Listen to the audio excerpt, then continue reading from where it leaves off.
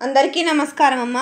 ఈరోజు మనం తెలుసుకున్న అంశం ఏంటంటే ఉపవాచకం 9వ తరగతిలో న్యాపతి సుబ్బారావు గారి గురించి తెలుసుకుందాం. మొత్తం ఉపవాచకంలో ఉన్న విషయాల్లో ఇప్పుడు ఎగ్జామ్స్కి ఇంపార్టెంట్ చూద్దాం. న్యాపతి సుబ్బారావు గారి పాత్ర స్వభావం రాయండి. ఇది స్క్రీన్ షాట్స్ తీసుకోండి ఈ క్వశ్చను. తర్వాత నెక్స్ట్ రెండవ క్వశ్చను, సుబ్బారావు గారి సంఘ సంస్కరణ సాహిత్య సేవ గురించి రాయండి. జాగ్రత్తగా స్క్రీన్ షాట్స్ తీసుకోండి. ఎక్కడికక్కడ స్క్రీన్ షాట్స్ తీసుకోండి అమ్మా.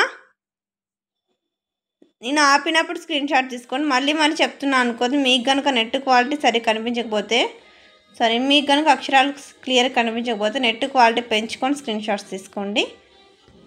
ఇది న్యాపతి సుబ్బారావు గారి గురించి అయిపోయింది కదా. రెండవది ఏంటంటే ఉపవాచకంలో దేశభక్త కొండ వెంకటప్పయ్య గారు. కొండ వెంకటప్పయ్య గారి పాత్ర స్వభావం రాయండి. స్క్రీన్ షాట్ తీసుకోండి.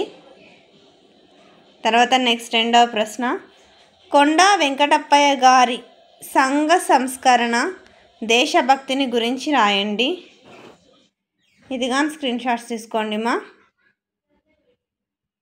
ఎక్కడికక్కడ స్క్రీన్ షాట్స్ తీసుకోండి. నేను మళ్ళీ చెప్తున్నాను అనుకోద్దు. మీకు అక్షరాలు కనుక క్లియర్గా కనిపించకపోతే నెట్ క్వాలిటీ పెంచుకొని స్క్రీన్ షాట్స్ తీసుకోండి. నెక్స్ట్ ఉపవాచకంలో మూడవది దేశోద్ధారక కాశీనాథని నాగేశ్వరరావు గారి గురించి. మొదటి ప్రశ్న, కాశీనాథుని నాగేశ్వరరావు గారి బాల్యం విద్యాభ్యాసం గురించి రాయండి. ఇది స్క్రీన్ షాట్ తీసుకోండి క్వశ్చన్.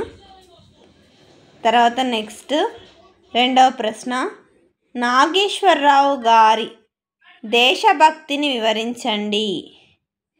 ఇది కానీ స్క్రీన్ షాట్ తీసుకోండి మా. ఆపినప్పుడు స్క్రీన్ షాట్ తీసుకోండి. ఒకవేళ మీకు అక్షరాలు కానీ క్లియర్ కనిపించకపోతే నెట్ క్వాలిటీ పెంచుకొని స్క్రీన్ షాట్స్ తీసుకోండి మా. అర్థమవుతుందా? తర్వాతి ప్రశ్న, కాశీనాథుని నాగేశ్వరరావు గారి స్వభావం రాయండి. అందరికీ ధన్యవాదాలమ్మా. ఇంకా మన ఛానల్ సబ్స్క్రైబ్ చేసుకొని వాళ్ళు ఎవరైనా దయచేసి సబ్స్క్రైబ్ చేసుకొని లైక్ చేసి షేర్ చేసి మీ ఫ్రెండ్స్కి రిలేటివ్స్ అందరూ సబ్స్క్రైబ్ చేసుకోమని చెప్పండి.